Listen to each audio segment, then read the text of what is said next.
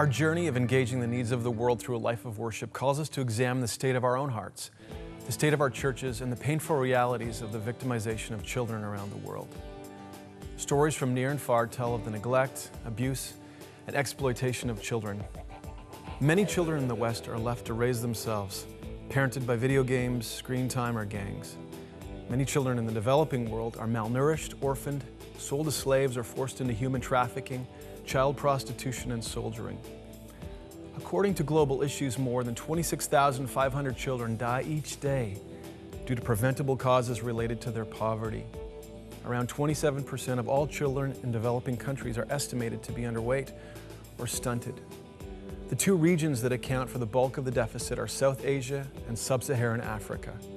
About 72 million children of primary school age in the developing world were not in school in 2005. 57% of them were girls.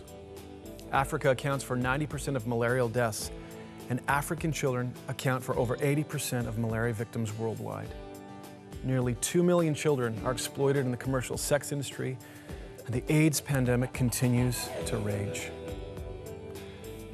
Against the backdrop, this painful backdrop of these heartbreaking realities, we remember that Jesus very intentionally welcomed children to come to Him, and He warned those who would hurt them. Children always need a defender. Singer-songwriter Jacob Moon wrote, "Children of the world," as a response to the reality of the abuse experienced by the young and vulnerable all around us. Jacob was struck by Jesus' stern warnings to any who would seek to bring harm to children. Jacob says, "The stats are shocking on just how many children in our world today languish in captivity, and we as Christians cannot stand idly by." Having been exposed to the overwhelming need, his thought was, "What am I going to do with this information?" The horrific images got stuck in Jacob's mind and disturbed his spirit until they finally came out in song. Jacob says, "That is really what Children of the World is, a prayer for justice and restoration for those children who are trapped and voiceless." The song is a call to act justly and to love mercy. Worship and compassion are inextricably linked. God made it clear in Isaiah chapter 1 that He's not interested in worship just being about empty gestures or confined to worship services, but that it extends to learning to do good, seeking justice, correcting oppression, bringing justice to the fatherless, and pleading the widow's cause.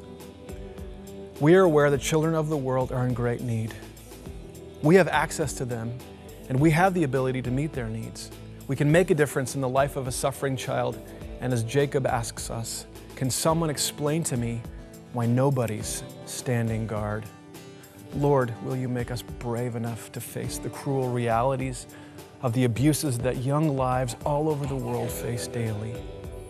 Jesus said, "Whoever receives one such child in My name receives Me, and whoever receives Me receives not Me, but Him who sent Me."